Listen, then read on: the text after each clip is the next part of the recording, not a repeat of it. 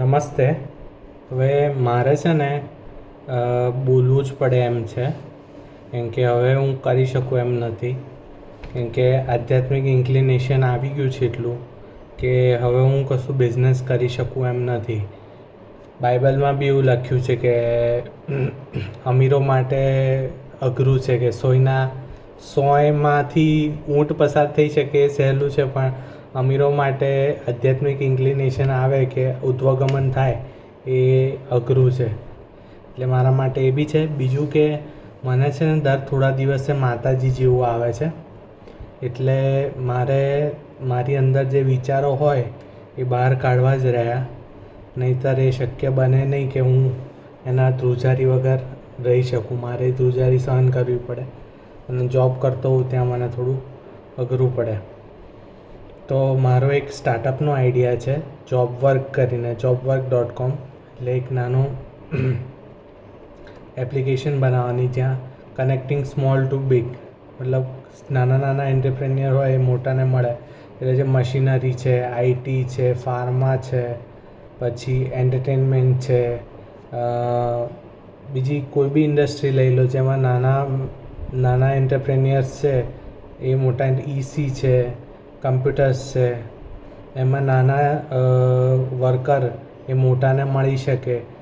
Set an example કે ભાઈ મારી જોડે લેથ છે, મિલિંગ મશીન છે, કટિંગ મશીન છે, તો મારે કોઈની જોડે કોઈકને જોબ કરાવો છે મોટી કંપનીને, તે મારી જોડે આવે અને કહે કે મારા માટે જોબ કરો, તો હું કરી શકું. તે ઓનલાઈન પહેલું બિઝનેસ મીડિયા પ્લેટફોર્મ, જેમ સોશિયલ મીડિયા પ્લેટફોર્મ હોય છે ને એમ બિઝનેસ મીડિયા પ્લેટફોર્મ આપણે બનાવી શકીએ, જેના પર આ કામ થઈ શકે. બીજા એના ફાયદા એ છે કે નાના લોકોને કામ મળી જાય, મોટા લોકોને ઇઝીલી મળી શકે કે કોણ છે એવા કે જે કામ કરી શકે એમ છે. ઓપ્શન્સ વધારે મળી શકે, કોઈ મજબૂરીમાં ફસાઈ ના જાય કે ભાઈ હવે આની જોડે જ કરાવવું પડશે કે આ જ બરાબર છે, એવું નહીં, ઓપ્શન્સ મળી રહે.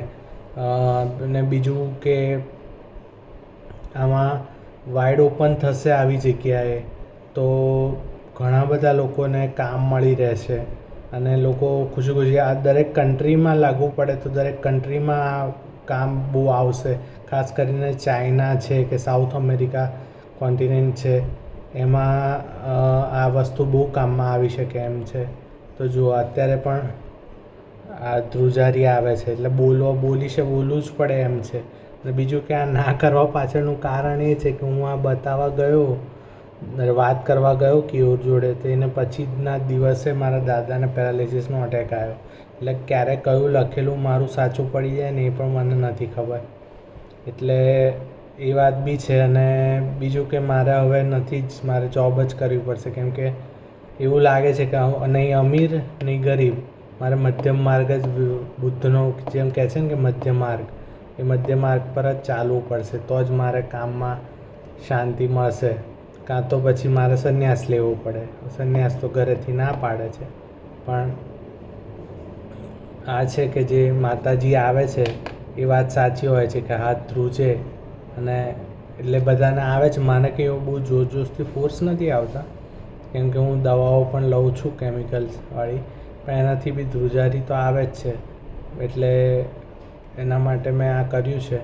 જેને ગમતું હોય, જેને ઠીક લાગે આ કરી શકે એમ છે. બીજું કે મારા ઘણા બીજાની પહેલાં પણ કરેલા સ્ટાર્ટઅપને કોઈકે ઇમ્પ્લિમેન્ટ કર્યા છે અને સક્સેસફુલ રહ્યા છે કે નહીં મને નથી ખબર, પણ એમણે ટ્રાય કરેલા છે અને બધા એમાંથી કમાયા પણ છે. એટલે આ બી ટ્રાય કરી શકો છો તમે લોકો. નમસ્તે.